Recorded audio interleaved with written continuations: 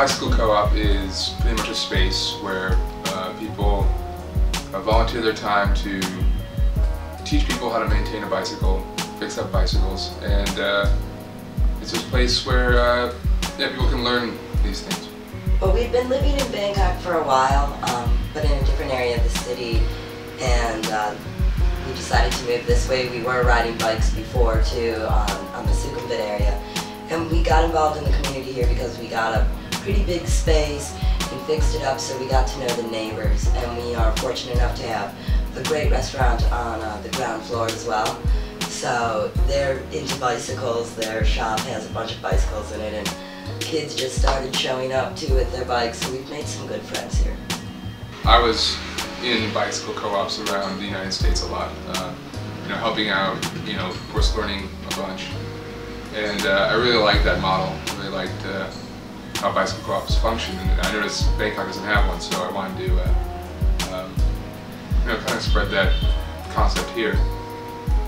We're hoping that it's a space where everyone can kind of hang out, talk, exchange information and knowledge focused around bicycles, and that'll something that'll kind of roll and just keep itself alive as taking a space that we're putting the bicycle co-op into that was unused and kind of an eyesore in a neighborhood with so many schools and great people around, just to build a space that's stress-free. Oh, and also hopefully get especially some kids into the bicycle community before they're even riding motorcycles around everywhere, and maybe sometimes making the decision to ride a bicycle instead of riding a motorcycle, which is fuel heavy. I think riding bicycles in Bangkok has been kind of a stigma of poor people do it, and then once you get a little bit of money you get your motorcycle and then you get your car.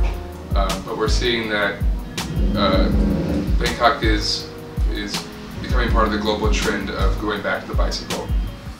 It's something we want to be a part of, that trend, and encourage it by making it cool or helping with the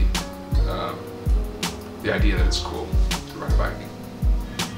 But we're going to need volunteers, and we're going to need people to show up to have their bikes, to learn about bikes. If people don't show up, then it's a failure. We're not doing anything. So people get involved by being curious, and we try and get people to be curious by letting them know that we're here, we're out there. People can contribute by showing up.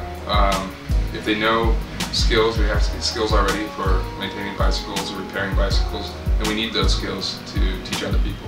And if you don't know, you need to show up and you need to learn how to repair your bicycle, and it'd be great if you could share that with people, pass it along. It's a space for knowledge exchange in general, where one that knows a lot and can share it with somebody that doesn't, and then they develop their skills too, and then the person who's getting their bicycle fixed then in a few years is the person that's teaching somebody how to fix their bicycle too. Or in a few months even. Or in a few months even, yeah. I think an important part of it too is probably providing affordable parts and affordable tools. The tools to work on bicycles can be pretty expensive. So for the community, this will be a central space that they can come that has the tools so they don't have to do the purchase. Dan Kuson means merit on the hill, essentially, and we got the name because it's actually the name sort of this area. We're by Wat Don, which is a famous temple here, and we didn't want to use that, but the canal area in the street is considered Dan Kuson. Well, if you punch it into Google Translate, Dan Kuson is like, it just says the charity. Which is kind of like over the top, but it's also the name of the street. The writing for it is beautiful in Thai, it sounds nice in English. We thought it was something too that could work that was pronounceable for both cultures, which is really, really important. So it kind of shows that we're involved on the Thai side and on the expat side too. And yeah, every person that we ran it across who was Thai, like, Dan Kuson, what do you think? They said, that's a very auspicious name. It's a very good name to have for a place. Yeah. All right, we'll do it. The logo was all a man that we are very, very fortunate to have in our life, this guy Ting. He's a great artist, a Thai that we have become friends with, and we told him about the bicycle co-op, and he just hand drew that entire thing for us. He likes the idea, he's going to volunteer, and we couldn't be happier with it. When we saw it the first day, we didn't even know he was doing this for us. It was like, really cool. Oh my God. And it's a beautiful piece, so I feel really proud to have that attached to us. I passively ran by the idea. I was just like, what do you think of like Hanuman, the Thai character? It's like, how do you feel about him like fixing a bike or riding a bicycle? And he's like, yeah, that's a good idea. Hanuman should ride a bicycle. And so yeah, then he just showed up 3 days later with that piece. It was really cool. The space needs all of its electrical and plumbing, which we're already working on. So the building, when we originally got it, was completely bare-bound. We've started to do a lot. There's so much more to do.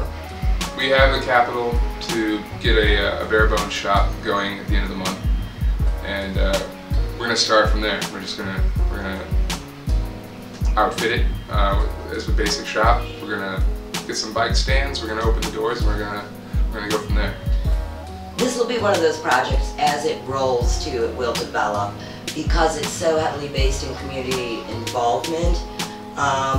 There's going to be stuff going on in and out the doors, and we'll never start with everything that we want, but we're going to get it up and going, because the faster we get her going, the more we have coming in, the more bicycles are showing up, and then we can really, really move with it as well. Yeah, it's a social venture, so we're not investing a huge amount of capital in the startup. We're using minimal funds donated to us, and we're gonna stretch it as well as we can, as far as we can, and not go into debt doing it. We're gonna try not to go into debt doing it. I hope that especially I think one of the most important things with it, that in the next 3 or 4 years, that it finds a way to be self-sustaining, and that it's something that has embedded itself into the community here as something where everyone's gotten involved, and now they understand the process of it, and with or without us, that it's a good enough cause that someone else would come in and just kind of manage it and take over, because once the ball's moving, it doesn't take a lot to keep it alive. So I hope that we're able to embed something really positive into the community in the next 3 or 4 years. The idea is still developing. Yeah, we don't have the doors open yet, and I'm sure once we do, things that are missing will make themselves known pretty quickly. Our shortcomings will be pretty obvious. Yeah. Right now they're not so obvious. What we need are more people to be involved as volunteers, or else we're just not going to be able to be open that often. Well, we're doing a fundraiser event here in Bangkok at a great spot with some great bands and food on the 19th of March. So that's coming up, and we're super excited about it. And that we hope to start the buzz of community awareness. We've been in the space for a few weeks getting it together and working on it. Or should I say he's been in the space for a few weeks getting it together and working on it. And hopefully we see it with its doors open by mid-April. Maybe super bare-boned and not 7 days a week, but at least getting it out there. So right now, because it's going to be volunteer-based, hugely about spreading the word, getting a little bit more funding in, and also hooking up with maybe some bicycle shops and things like that as well, which we're working on. But mid-April, we should be open. Sure. I'd say April 1st, but I don't want you to think I'm joking. It still needs a door. We don't have that door.